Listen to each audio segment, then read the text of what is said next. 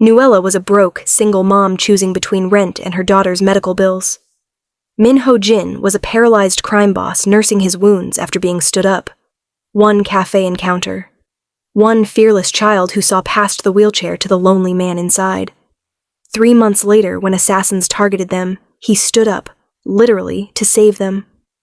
Because somewhere between debt and devotion, the broken mafia boss and the struggling mother became each other's salvation. Before we begin, besties, please don't forget to like and subscribe. You're supporting us this way, and we promise to bring interesting stories to your screens every single day. The cafe was nearly empty on a Tuesday afternoon. Exactly what Nuella Thompson needed. She pushed through the door, her 6-year-old daughter Maya's small hand clutched in hers, and immediately felt the weight on her shoulders lighten just slightly. It was warm here, clean, the kind of place where she could sit for an hour without being hassled to buy more than one hot chocolate and a coffee. "Mama, can I get the one with marshmallows?" Maya asked, her big brown eyes hopeful. Nuella checked her wallet. She had exactly $12 until Friday. Rent was late, again. The electricity bill was overdue, and Maya's medical bills from last month's emergency room visit were piling up faster than Nuella could count. But her daughter's eyes were so bright, so full of innocent hope. "Of course, baby," Nuella said, forcing a smile, "with extra marshmallows." While Nuella ordered, Maya wandered toward the window seats, her little red coat bright against the gray afternoon. Nuella paid $9, leaving her with 3 until Friday, and turned to find her daughter. She froze. Maya was standing next to a man in a wheelchair, talking animatedly.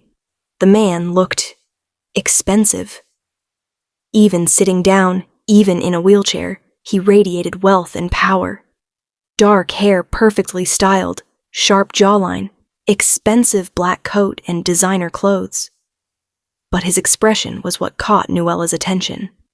He looked devastated, lost, like someone had reached into his chest and torn something vital out. "Maya," Nuella called, hurrying over. "Baby, don't bother the man." "She's not a bother," the man said quietly, his Korean accent thick, but his English perfect. His dark eyes lifted to meet Nuella's, and she felt her breath catch. He was stunning. Not just handsome, beautiful, in a sharp, dangerous way. "Your daughter was just telling me about her day.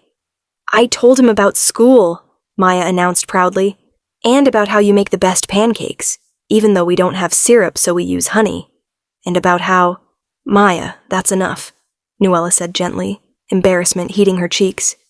She didn't need this rich stranger knowing how broke they were. "Come on, let's sit over here." "Can we sit with him?" Maya asked, pointing at the man. "He looks sad. I don't like when people are sad." "Sweetheart, I'm sure the man wants to be alone."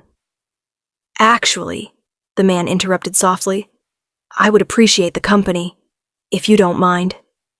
Nuella wanted to refuse. Every instinct screamed that this man was dangerous. Not in an obvious way, but in the way predators are dangerous. Quietly, powerful. But Maya's little hand was already tugging her toward the empty chairs at his table. "Please, Mama." Nuella sighed. "Just for a little while." They sat. The waitress brought their orders. Hot chocolate with extra marshmallows for Maya, black coffee for Nuella. She noticed the man had barely touched his own coffee, which had gone cold.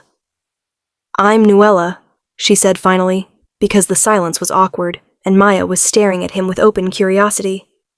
"This is Maya." "Jin," the man said. "Min-ho Jin. Korean name, expensive clothes. That wheelchair looked custom-made and probably cost more than Nuella's car. Everything about him screamed money and power." "Why are you sad?" Maya asked bluntly. "Maya," Nuella gasped.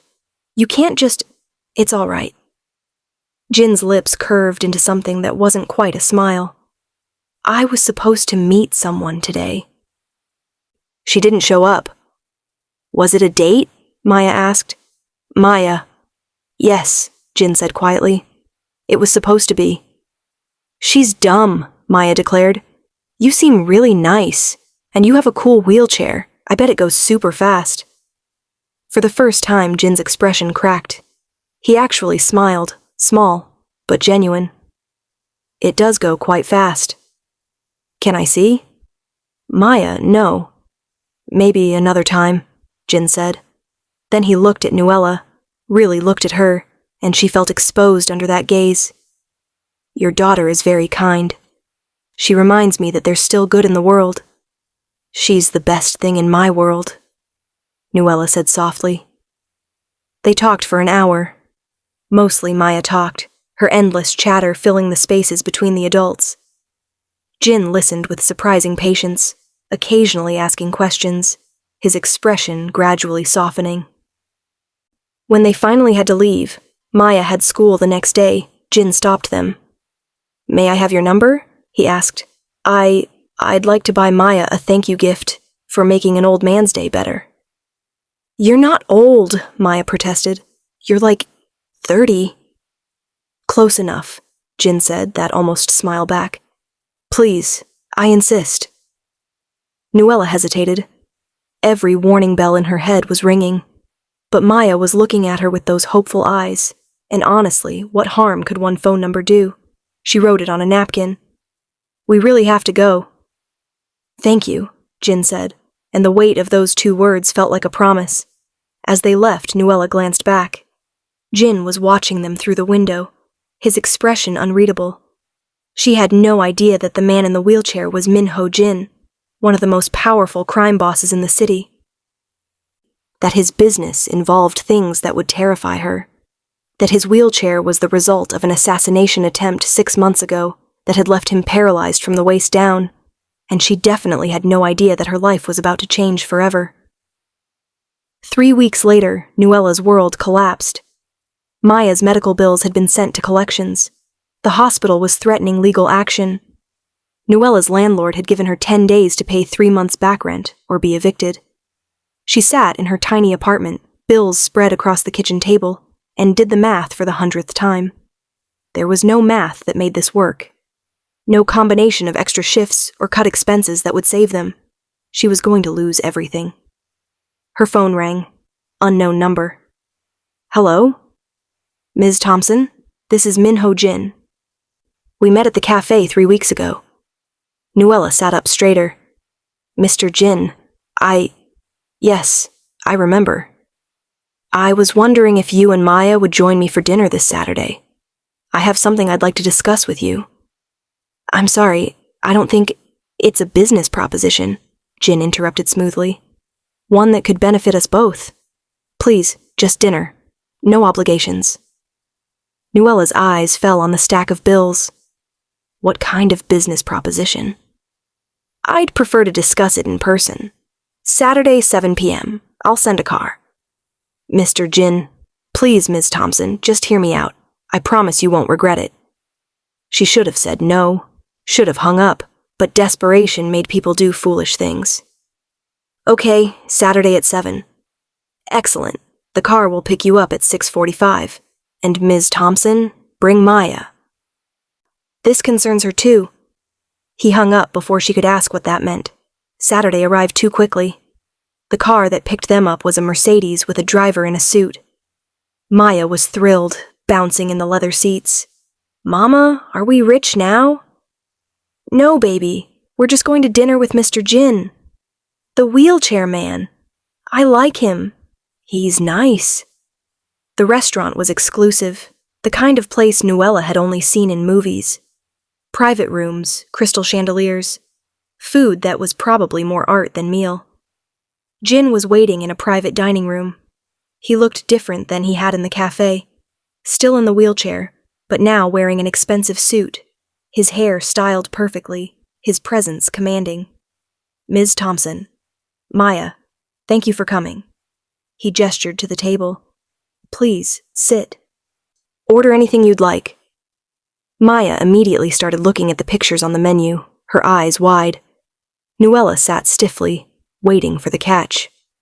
It came after they'd ordered, after Maya was distracted by a tablet a server had brought with games. I'll be direct, Jin said. I need a personal assistant. someone I can trust to manage my schedule, handle my correspondence, accompany me to meetings. The position would pay $120,000 a year, with full benefits including health insurance for you and Maya. Nuella's coffee cup froze halfway to her lips.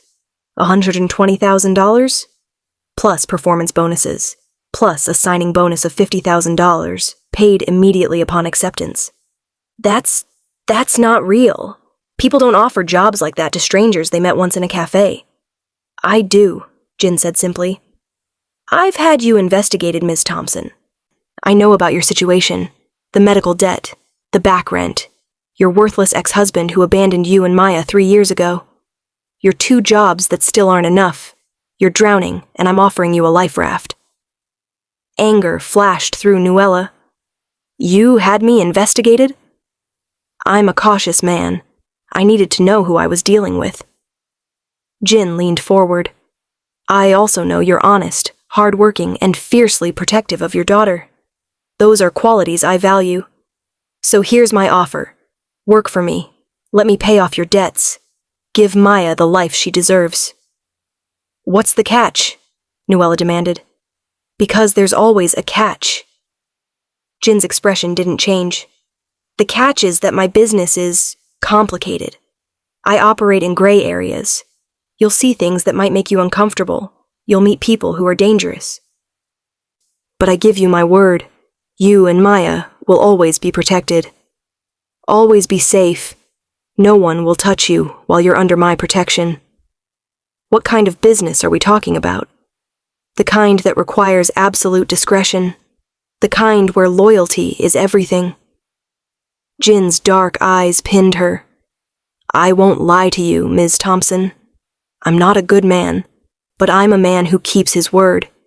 Take this job, and you'll want for nothing. Refuse, and I'll still pay off your current debts as a thank you for what Maya did for me that day. No strings attached. Nuella stared at him. Why? Why me? Because your daughter saw me as a person, not a problem.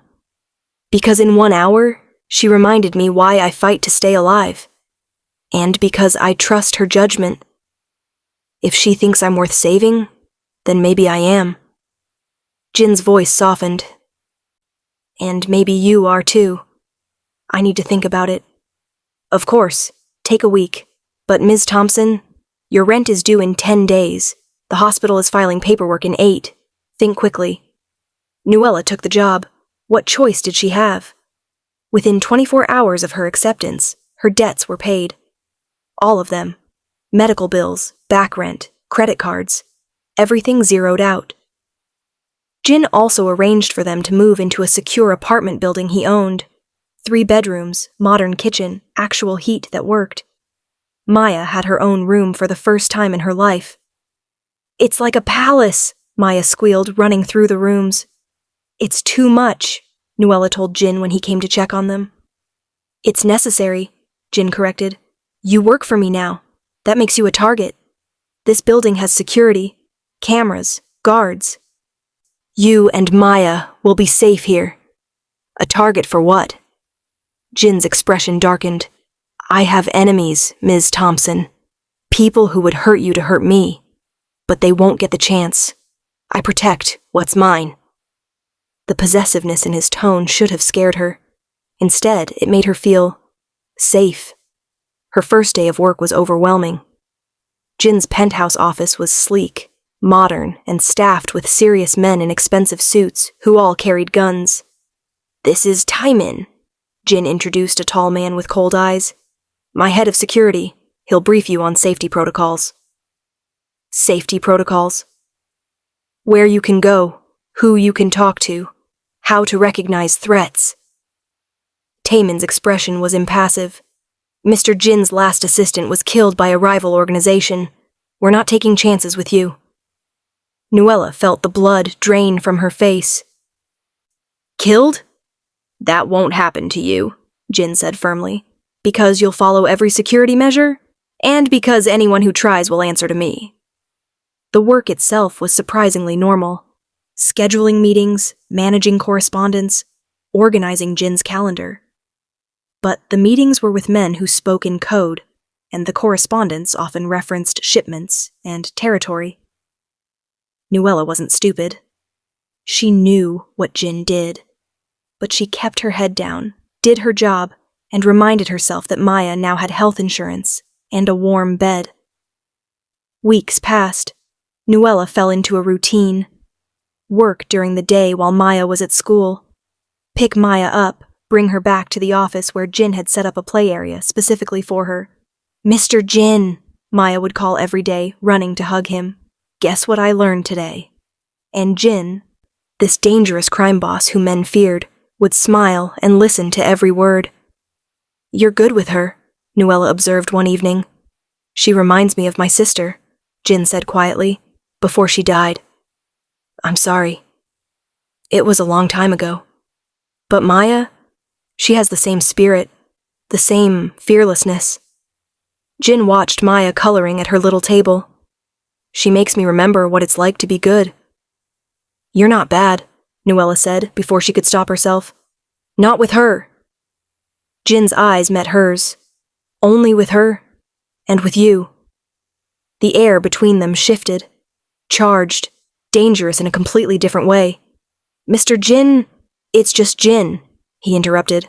"We're past formalities, don't you think?" Yes, they were.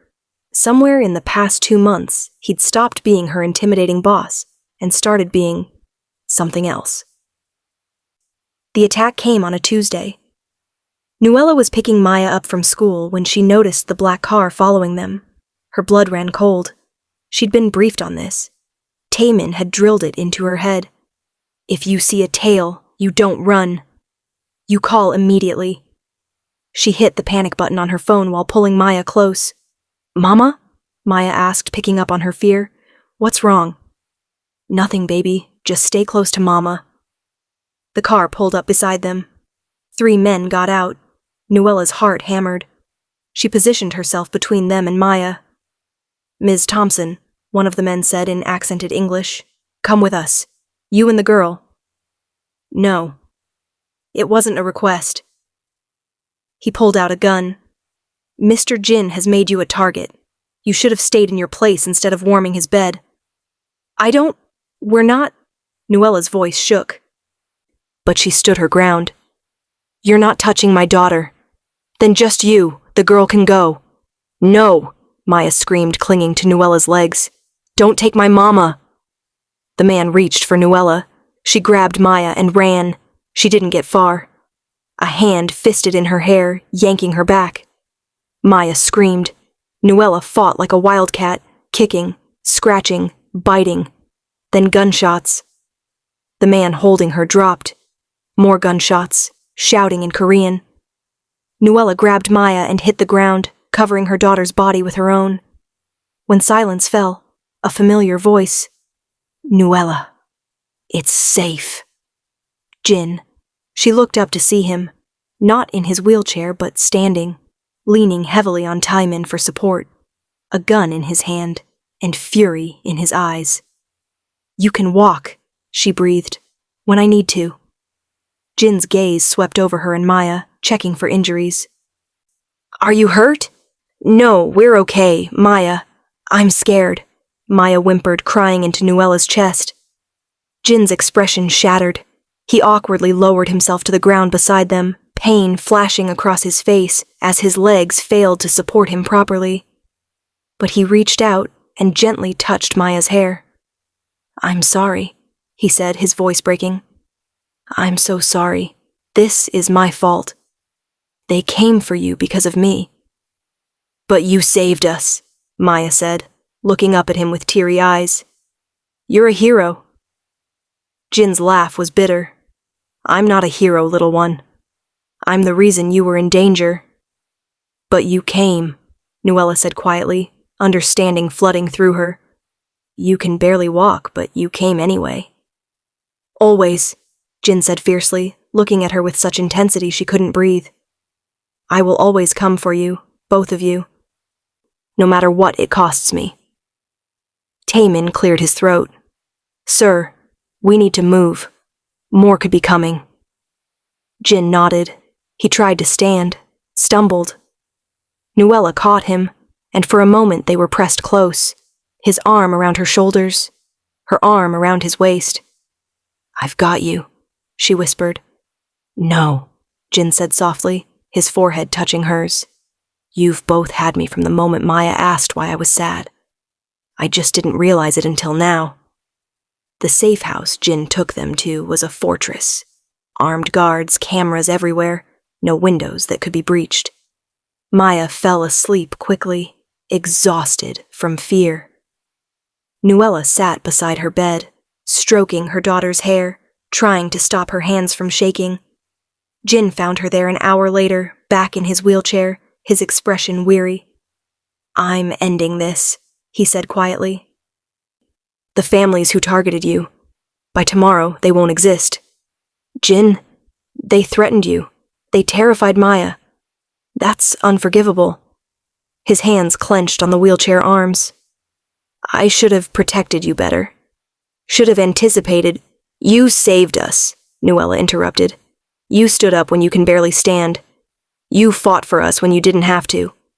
"I did have to," Jin said fiercely. "Because somewhere in the past 3 months, you and Maya became my family. The only family I have left. And I protect my family." Nuella moved to kneel in front of his wheelchair, taking his hands in hers.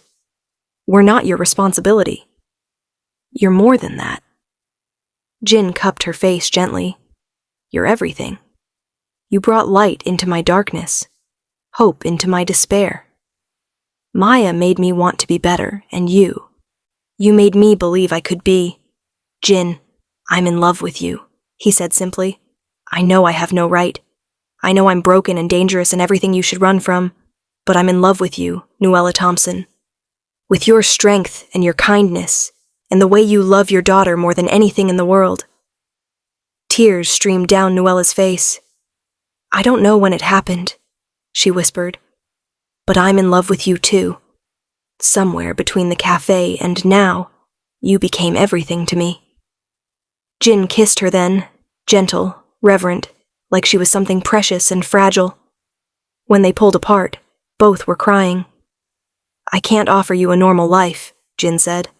"There will always be danger. Always be risks." "Then we face them together," Nuella said. "You, me, and Maya. A family." "A family," Jin repeated, wonder in his voice. "I like the sound of that." The playground was full of children's laughter. Maya, now 8, was pushing a little boy on a swing. Her adopted brother, 3-year-old June, whom Jin had legally adopted 6 months ago after rescuing him from a trafficking ring. Nuella watched them from a bench, one hand resting on her very pregnant belly. Their daughter, Jin was convinced it was a girl, was due in 3 months. "You look happy," Jin said, wheeling up beside her.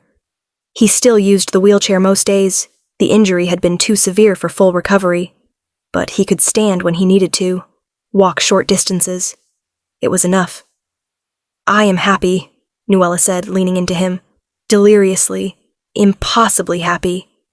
"Even though your husband is a crime lord?" Jin teased. "Retired crime lord," Nuella corrected. "You've gone legitimate. Remember?" It was true.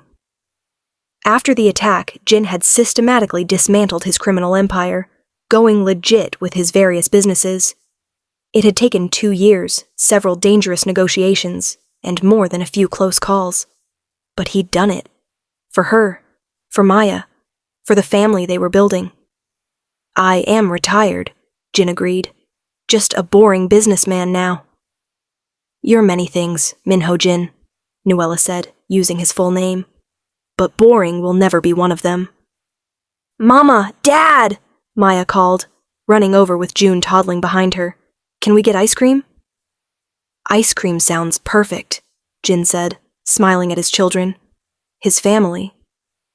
As they headed toward the ice cream truck, Nuella reflected on how her life had changed. 3 years ago she'd been drowning in debt, terrified, alone. Now she had a husband who loved her fiercely, 2 beautiful children, and a 3rd on the way. All because a lonely man in a wheelchair had been having the worst day of his life. All because a fearless 6-year-old had decided he looked sad and needed a friend. Sometimes the best families are the ones you don't expect. The ones you build from broken pieces and fierce love and the determination to be better than you were. And sometimes, the most dangerous man in the city turns out to be the safest place to fall.